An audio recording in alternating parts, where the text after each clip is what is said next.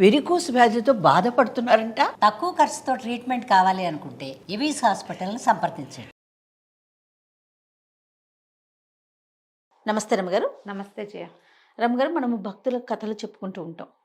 అయితే కన్నప్ప మూవీ కూడా రిలీజ్ కాబోతోంది భారీ ఎత్తున. ఒక్కసారి కన్నప్ప గురించి, ఆయన కథను, ఆయన ఎలా అంత భక్తుడిగా మారాడు, ఈ విషయం ఒకసారి మాట్లాడుకుందాం రమ్మగారు. సినిమా రిలీజ్ కాబోతోందని నువ్వు అంటావు. అవును, ఎప్పుడో రిలీజ్ అయింది 70s లో అని చెప్దాం అనుకుంటున్నాను. అవునవును. కృష్ణరాజు ఇప్పుడు మళ్ళీ చేస్తున్నారు. కృష్ణరాజు గారు చాలా అమోఘమైన టేకింగ్. సినిమా చాలా బాగుంటుంది, బాగా తీస్తారు. కృష్ణరాజు గారు బాగా యాక్ట్ చేస్తారు, వాణిశ్రీ గారు బాగా యాక్ట్ చేస్తారు, బాపు గారు అత్యద్భుతంగా తీశారు ఆ సినిమాని. అవునవును. ఆయన చేసిన సినిమాల్లో గుర్తుండిపోయే సినిమా అంటే ఇది ఒకటి అంతేనండి. అవును. అయితే సినిమా గురించి కాదు కానీ మనం పెద్దవాళ్ళ గురించి మాట్లాడేంత సినిమా పరిజ్ఞానం నాకు కూడా లేదు. ఏదో బాగుంది అనుకుంటాం అంతే, అంతకంటే తెలీదు. ఈ భక్త కన్నప్ప కథని ఆయన కన్నప్ప అయ్యాడు. కన్నప్ప కాదు ఆయన పేరు, తిన్నడు. అసలు పేరు తిన్నడు. తిన్నడు తిమ్మప్ప అనుకో. తిమ్మప్ప కన్నప్ప అయ్యాడు. ఈ తిన్నడు ఈ పేర్లు బోయి వాళ్ళకి కదా ఉంటాయి. అయితే పూర్వ జన్మలో ఈయన అర్జునుడని ఒక కథ కూడా వినపడుతుంది. ముందు జన్మలో అర్జునుడు కిరాతార్జునీయ సంఘటనలో పందిని కొట్టాడు. ఆయన కిరాతార్జునీయం ఎప్పుడు జరిగింది? ఈయన తపస్సు చేసుకుంటున్నాడు. ఎవరండి? అర్జునుడు తపస్సు చేసుకుంటున్నప్పుడు ఆయన శివుడి కోసం తపస్సు చేశాడు, పాశుపతాస్త్రం కోసం, పరమేశ్వరుడికి సంబంధించిన అస్త్రం. దానికోసం తపస్సు చేస్తే అప్పుడు పరమేశ్వరుడు బోయవాడి రూపంలో వచ్చి ఒక పందిని వేటాడుతూ వచ్చాడు. ఆ పంది చేస్తున్న శబ్దానికి అర్జునుడు బాణం వేశాడు, బోయవాడి వేషంలో ఉన్న పరమేశ్వరుడు బాణం వేశాడు. నేను ముందు కొట్టానంటే ఇద్దరు పోట్లాడుకున్నారు. వారిద్దరికీ ఒక యుద్ధం సంభవించింది. కిరాతార్జునీయం దాని పేరు, సంఘటన పేరు. ఆ కిరాతార్జునీయం పేరుతో అద్భుతమైన గ్రంథం కూడా రాయబడింది. పంచమహాకావ్యాల్లో కిరాతార్జునీయం కూడా ఒకటి, మహాకావ్యంగా మలచబడింది అది. అయితే ఈ కిరాతార్జునీయం దాంట్లో ఆ పందిని పరమేశ్వరుడి నుంచి లాక్కున్నందుకు మళ్ళీ పరమేశ్వరుడికి బోయవాడిగానే సేవ చేశాడు అర్జునుడు. ఒక అంశమాత్రంగా ఇక్కడ సేవ చేసుకున్నాడు అని ఒక కథనం ఉన్నది.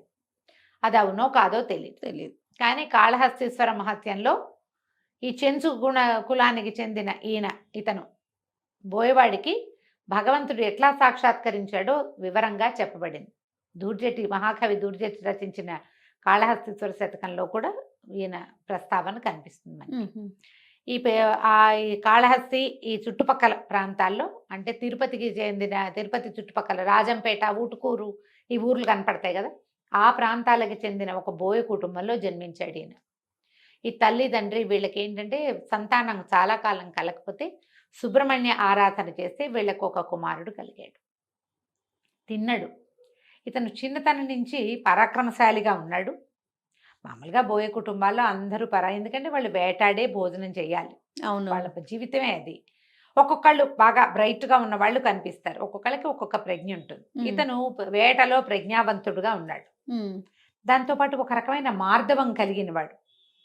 తను ఆడ జంతువుల్ని వేటాడేవాడు కాదట, పిల్లల్ని చంపేవాడు కాదు. చిన్నపిల్లలు జంతువులు, చిన్నపిల్లలు అయితే వాటిని వేటాడేవాడు కదా. వేట తప్పదు, ముదిరిన పెద్ద మొగ జంతువులనే వేటాడేవాడు, పెద్దవాటితోటే ఉండేవాడు. అయితే ఆయన ఒకసారి ఏమైంది, ఇద్దరు స్నేహితులతో కలిసి ఒక అడవి పందిని వేటాడితే పంది పడింది. వరాహం దొరికిన తర్వాత వాళ్ళు ముగ్గురు మోసుకెళ్ళారు. దాన్ని మోసుకెళ్ళేసరికల్లా అది ఎక్కడ ఈ అడవిలో వెళ్తూ ఉంటే వాటి వెనకాల పడి వెళ్ళిపోతూ ఉంటారు. కిలోమీటర్లు ప్రయాణం చేస్తారు. ఈ ఊటుకూరు ప్రాంతం నుంచి వీళ్ళు కాళహస్తి ప్రాంతం దాకా వెళ్ళారు. పెద్ద దూరమేం కాదు, ఆ కాలంలో అది దగ్గర కిందే లెక్క. వెళితే సువర్ణముఖి తీరానికి వెళ్ళారు. అక్కడ నీళ్లు తాగుదాం అనుకున్నారు. అక్కడికి వెళ్ళేసరికల్లా కాళహస్తి ఆ కొండ కనపడుతోంది. సువర్ణముఖి నదీ తీరాన తనకి ఒక ఉద్వేగం వచ్చేసినట్టు, ఆ కొండ మీదకి వెళ్ళిపోవాలని. అయితే ఈ స్నేహితుల్లో ఒకడు చెప్పాడట, ఆ పైన పిలకున్న దేవుడు ఉంటాడు ఆ కొండ మీద. అంటే అతన్ని చూడాలనిపించడం మొదలుపెట్టింది. జన్మాంతరమైనటువంటి ఆ పిలుపేదో ఉంది లోపల, కూడా ఉంటుంది, ఒక్కొక్క దాని మీద లాగేస్తూ ఉంటుంది. చిన్నప్పుడు ఎప్పుడు వెళ్ళకపోయినా అది కనపడేసరికి ఇదే మంది అనిపిస్తుంది, ఉద్రేకం వచ్చేస్తుంది. ఆయనకి వచ్చిన ఉద్రేకంలో వెళ్ళాలి వెళ్ళాలి వెళ్ళాలని అనిపించింది. వెళ్ళాలనిపించి ఇక వీళ్ళని పట్టించుకోవాలి. ఇందులో వీళ్ళలో ఆ ఉన్న స్నేహితులు ఇద్దరు ఇక్కడ ఈ పందిని పచనం చేస్తున్నారు. తింటారుగా వాళ్ళు, కొంత తిని కొంత పట్టుకెళ్తారు.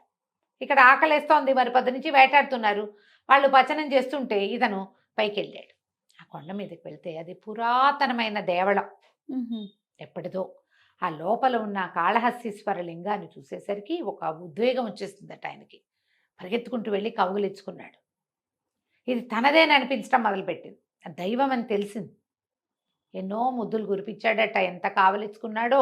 ఎప్పటి నుంచి ఉన్నావో, ఇట్లా ఒడిగిపోయావు, ఇట్లా వడలిపోయి ఉన్నావు, నీకు ఆకలిస్తోందా అని అడిగి నీకు ఆహారం తెస్తానని పరిగెత్తుకుంటూ కిందకు వచ్చాడు. మళ్ళీ వచ్చి ఈ ఉడికిన పంది మాంసాన్ని ఆకులో తీసుకున్నాడు. తీసుకుంటే ఆ స్నేహితుల్లో ఒకటి చెప్పేట, పైన ఉన్న అయ్యవారు ఒట్టిగా తిండరా, ముందు నీళ్లతో కడిగి నీళ్లు పోసి తర్వాత అన్నం పెడతారన్నాడు.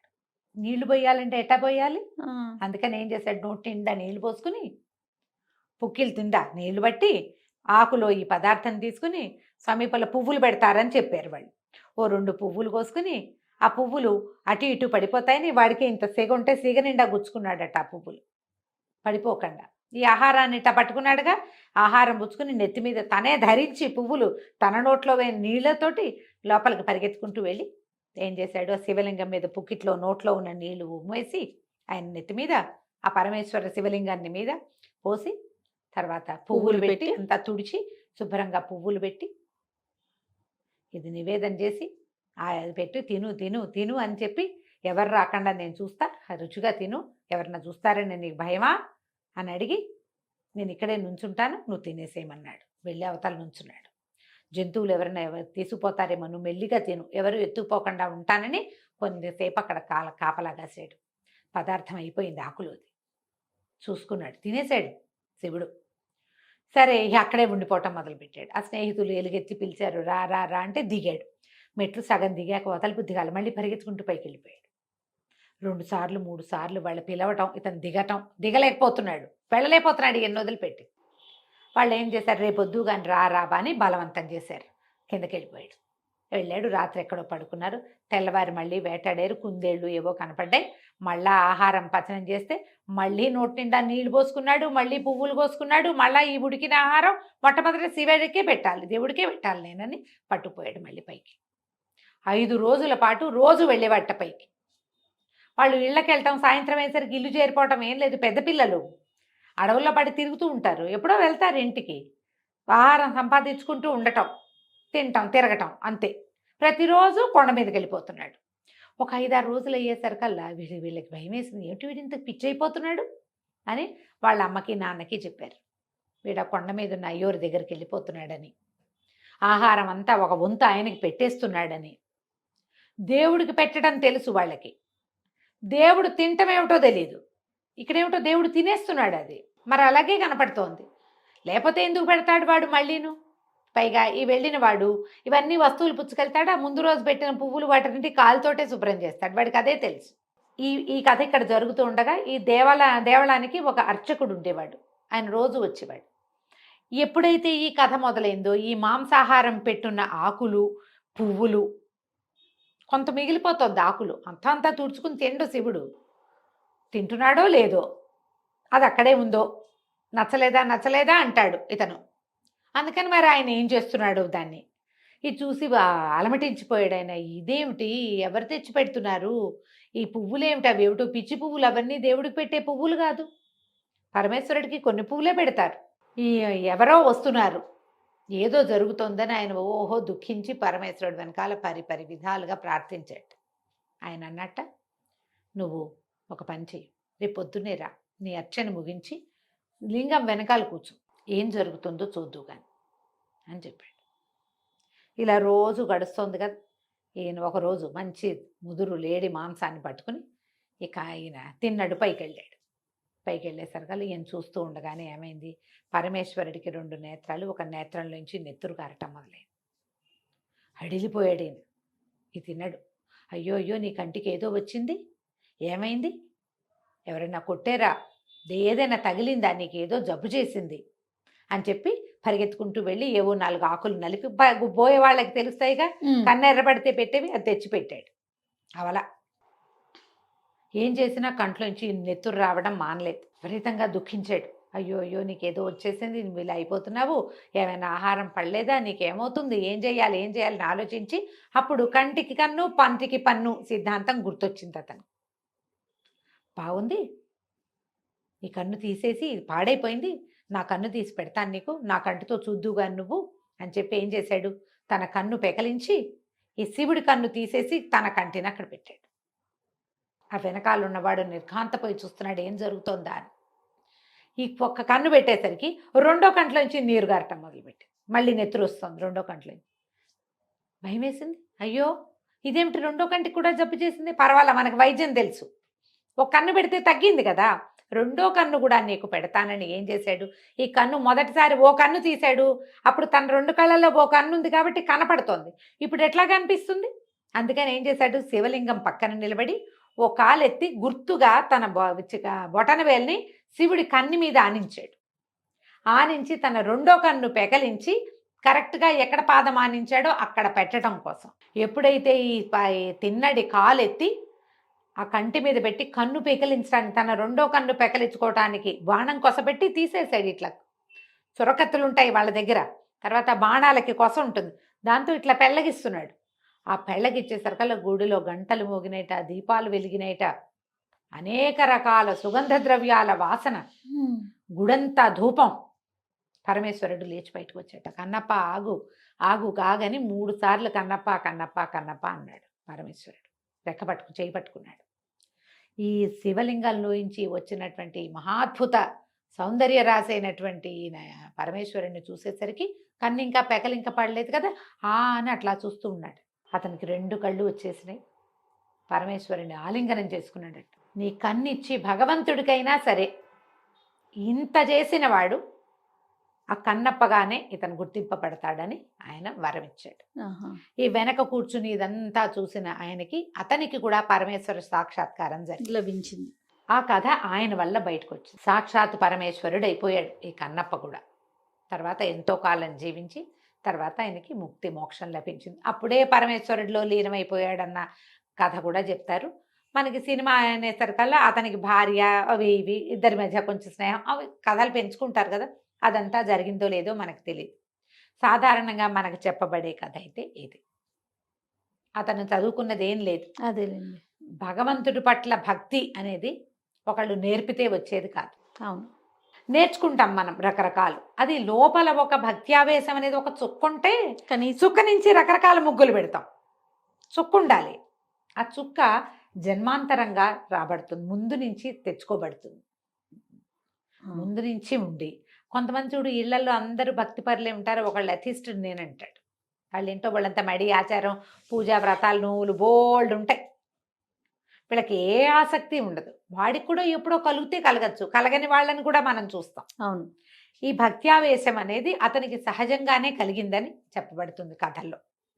ఆ సువర్ణముఖి నది తీరానికి వచ్చి ఆ కాళహస్తీశ్వరుని చూసేసరికి నేను అట్టడవిలో ఎందుకున్నావు, నువ్వు ఒక్కడవే ఎలా ఉన్నావు, ఆ శివలింగం మనం లింగం అని చెప్పుకుంటామా, అక్కడ వ్యక్తిగానే ఇతనికి కనపడ్డాడు.